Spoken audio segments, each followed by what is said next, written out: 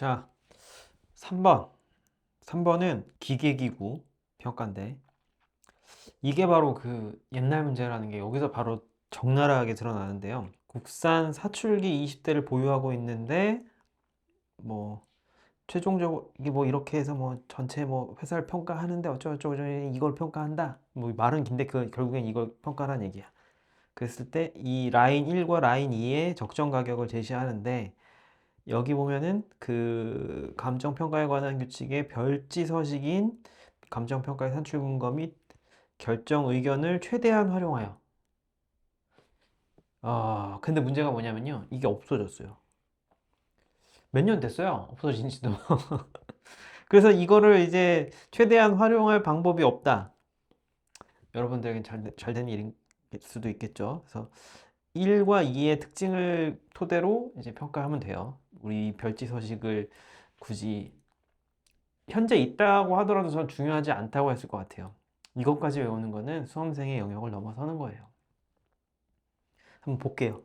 기준 시점 역시나 똑같고 1, 2라인으로 구성되어 있는데 10대씩 있대요. 근데 그 중에 1라인은 생산효율이 높지 않기 때문에 전용 불가능한 과잉 유휴 시설로 철거해서 매각할 거다. 그럼 2라인은 그냥 설치 가동해서 뭐 그 양호하니까는 그냥 쓸 거고, 1라인은 이제 매각할 거고 사용할 거고. 이랬을 때 산 시기도 다르네. 음.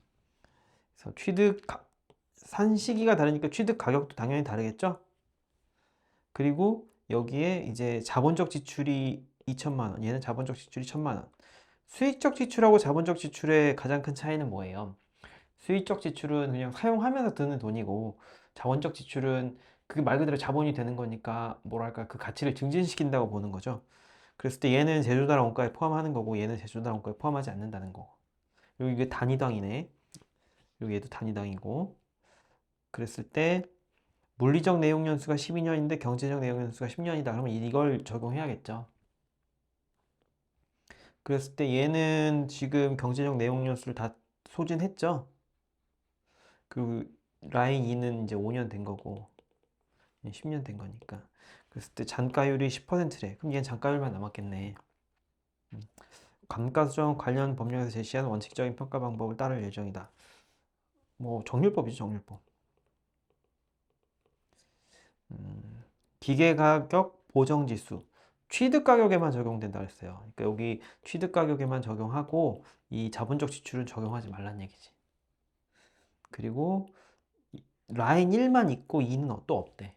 그러니까 뭐 이런 것들 하나하나씩 놓치지 않고. 그 다음에 라인 1은 해체 포장된 상태로 동남아 등지에 기계를 수출한 업자에게 매각이 가능하며, 단위당 매각 가격 가능 가격은 잔존 가치와 유사한 것으로 보여진다. 그랬을 때 이거를 이제 해체해서 운반하고 뭐 어쩌고저쩌고 하는데 이렇게 든대요. 이거부터 설명해야겠다.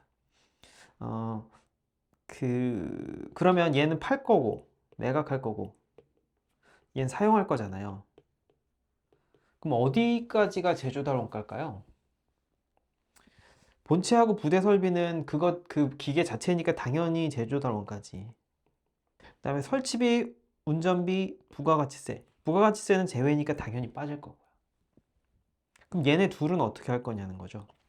얘를 설치해서 시험 운전을 통해 가지고 이 비용을 토대로 기계가 활용이 된다면 제조달 원가에 포함시켜야겠죠. 얘는 포함시켜야겠지. 사용되니까. 하지만 얘는 지금 떼어서 팔 건데 이 설치비를 제조달 원가에 포함할 필요가 있을까요? 저는 없다고 봅니다. 얘는 아닌 거야. 그러니까 이거를 제가 수험생 때는 뭐 담보 평가일 때는 얘를 포함하지 말고 뭐 자산재 평가나 뭐 공장 평가일 때는 포함하고 이렇게 했었는데, 음, 그렇다기보다는 그렇게 외우는 것도 뭐 나쁘진 않다고 보는데, 담보 평가는 왜 포함하지 않겠어요? 걔는 담보 평가의 목적이 걔가 돈을 못 갚았을 때 그걸 떼다 팔 거니까. 얘처럼 떼다 팔아서 그 채권을 회수하는 게 목적이니까 이걸 포함하지 않는 거죠. 그러니까 왜 포함하지 않고 않고 뭐 포함하고를 잘 한번 생각해 보시고 얘는 포함하고 얘는 포함하지 않고 이렇다는 거. 또 넘어가서 그러면은 라인 1을 할 때 팔려면 해체해야겠죠. 철거해서 해체해야겠지. 근데 거기다 대고 다시 설치해 줄 것까지는 없죠. 동남아 등지에서 이제 매각만 하면 됐지. 근데 거기까지 운반은 해줘야 되지 않나? 그래서 요거를 이제 평가사님은 어떤 분은 이제 포함하는 사람이 있고 포함 안 하는 사람이 있는데 저는 포함했습니다. 근데 이거는 아주 크리티컬한 거 같진 않고요. 이걸 이제 빼는 게 중요한 것 같아요. 그래서 이렇게 하고 했을 때 딱 봤을 때 금방 끝날 것 같죠? 한번 볼게요. 21조에 이제 있는데 이 중에 이제 원가법으로 하라고 돼 있고 동산이거든요. 이게 동산. 거래사례비교법. 근데 이제 기계기구는 2항에서 이제 원가법으로 하라고 돼 있고 이제 뭐 유휴시설 이런 건 해체 처분가 얘기라고 이건 21조에 있고 1항에 그랬을 때 기준 시점 줬고요. 라인 1은 제조달 원가를 먼저 정하는데 해체 처분을 기준하니까 본체와 부대 설비는 포함하지만 설치비, 시험 운전비, 부가가치세는 제외한다. 그 중에서 또 그 자본적 지출은 포함하지만 수익적 지출은 제외한다. 그러면은 본체, 부대 시설, 그 다음에 그 10% 올랐다 그랬죠? 기구 가격 보정 지수. 그 다음에 요거는 자본적 지출. 그리고 합치면은 9,700만 원인데 여기에 이제 10% 잔존 가치만 남았잖아요. 그럼 0.1을 곱해주고 그 중에 이 설치비, 뭐 해체비, 철거비 뭐 이런 거 든다. 운반비 해서 요거 드니까 얘네 또 빼주면 이게 670만 원이 나한테 돈이 들어오는 거죠. 그게 이제 10대. 그럼 6,700만 원이 된다. 라인 2는 그 제조라 원가를 아까 물음이라고는 다르게 본체, 부대 설비에다가 설치비, 시험 운전비까지 포함하는 거죠. 설치비, 시험 운전비까지 포함해서 하고 그 다음에 자본적 지출만 포함하는 거는 똑같고 수익적 지출은 제외하고 그랬을 때 이제 본체, 부대 설비, 설치비, 시험 운전비, 자본적 지출 해가지고 1억 3천. 여기에 이제 정률법을 적용하는데 10% 잔가율이면은 여기 이거 알죠? 그래서 0.1에다가 잔가율에다가 이게 내용연수분의 경관연수 했을 때 여기 마침 또 경관연수가 5여가지고 그 잔존연수로 실수로 넣었다 하더라도 5가 되니까 이렇게 계산하면은 4,100만 4,110만 원인데 그 10대니까 4,100만 원. 문제 끝. 이 문제에서는 그건 거죠. 이제 해체 처분할 때는 뭐 어떤 걸 제조달 원가에 포함시키느냐. 그 다음에 사용할 때는 어떤 걸 제조달 원가에 포함시키느냐. 자본적 지출하고 수익적 지출의 차이를 알고 있느냐. 그 다음에 정률법을 계산하는 법을 알고 있느냐.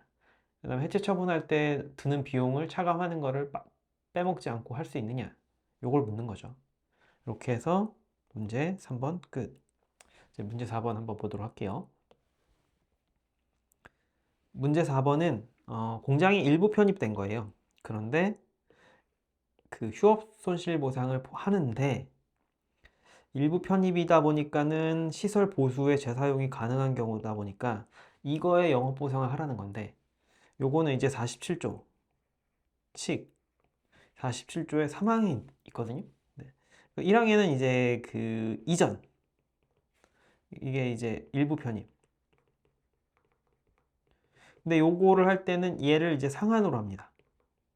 그렇다 보니까 이 두 개를 다 해야 돼. 요게 10점 이건 좀 센 것 같은데 하여튼 뭐 좀 빡센 것 같은데 하여튼 그랬을 때 우리가 이전한다 그러면 0 고부위가 영업이익 휴업기간 동안에 고정비용, 부대비용, 이전에 따른 감산상당액, 그 다음에 이전에 따른 영업이익 감소액. 그래서 요거는 이제 4개월을 상한으로 하고 있고, 그 다음에 이제 도시근로자 하한 검토를 해주죠. 이 감소액은 얘 20%를 하되 상한 1,000만 원. 이런 거 이제 알고 가면 돼요. 그런 다음에 일부 편입이 또 웃긴데요. 웃기다 그러면 안 되지. 영업이익 당연히 보정해줘야겠죠. 그 다음에 그 뭐 수리비 같은 거 해줘야 될 거잖아요. 그 다음에 이제 뭐 매각 손실액도 해줘야지. 이게 여기서 이제 이렇게 딱 잘라서 얘네 없앴으면 얘네만큼 팔아야 될 거 아니야. 매각 손실액. 그리고 팔았는데 그럼 뭘 매각 손실액이냐 그러면은 100만 원짜리인데 팔 때 이제 제값을 못 받고 80만 원에 팔면 20만 원 정도는 이제 매각 손실이 있다고 보는 거죠. 그런 게 있는데 법엔 여기까지 있거든요. 근데 이제 판례에 의해서 뭐가 냐 이제 고정 비용. 요거 이제 판례에 의해서 된다는 거. 그랬을 때 뭐 연간 영업이익이 이 정도니까 이게 보수 기간이 4개월이다. 이렇게 해줘야겠죠? 그 다음에 영업이익의 10%. 어? 이 20%인데 10%가 나왔네? 당황하지 말고 20% 하면 된다. 그 다음에 고정비용 고, 부, 이, 그 다음에 감소액, 감 이렇게 해가지고 영고부이감. 그런데 이제 이거는 이제 전체 이전인 거고, 그 다음에 이제 일부 편입은 아까 영업이익 있고 영업이익, 그 다음에 보수비 줘야 될 것이고요. 그 다음에 매각 손실액 줘야 되는데 이 고정 비용이 바로 뭐가 된다? 판례에 의해서 보장되는 거다. 그래서 두 개를 비교해서 상한, 이 전체 이전을 상한으로 얘가 이거보다 작으면 그냥 얘 이거 해주면 되는 거고, 이게 상한에 걸린다면 이거 해주면 되는 거고. 한번 볼게요. 일부 편입에 따른 영업손실 보상이고 시행규칙 47조다. 그래서 전체 이전을 상한으로 일부 편입 보상액을 산정한다. 그럼 상한부터 검사하는데 아까 4개월이었죠. 그래서 2천만 원. 이게 원래 개인 사업자는 도시근로자 가구, 3인 가구 가계 지출비를 가지고 이제 하한을 검토하는데 여기서는 이게 안 나왔어요. 그렇기 때문에 그냥 검토를 별도 안 했고, 만약에 문제에서 이게 나온다면 법인은 검토 안 하고요. 개인은 검토한다는 걸 잊지 말아야 되겠죠? 그 다음에 고정비용은 4개월 줘. 800만 원.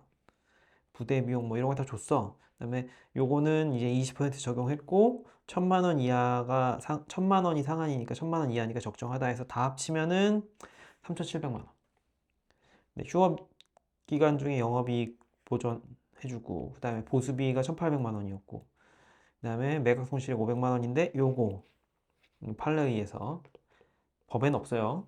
요거 800만 원 하면은 5100만 원. 이게 넘죠 지금. 3700만 원인데 5100만 원. 그러면은 이제 3700만 원으로 한다는 거야. 어려울 게 없었어. 3, 4번은 어려울 게 없었고 1번은 할만 했는데 2번이 뭔 말인지 모른다. 요게 27회입니다. 이렇게 해서 10년치 봤는데 26회를 할지 아니면은 다른 컨텐츠를 할지는 좀 생각해 봐야 될 것 같아요. 그리고 26회부터 본다고 했을 때도 그때부터는 이제 좀 특별한 문제들만 본다든지 하여튼 좀 고민을 해보고 다음 영상 촬영해 보도록 하겠습니다. 여기까지.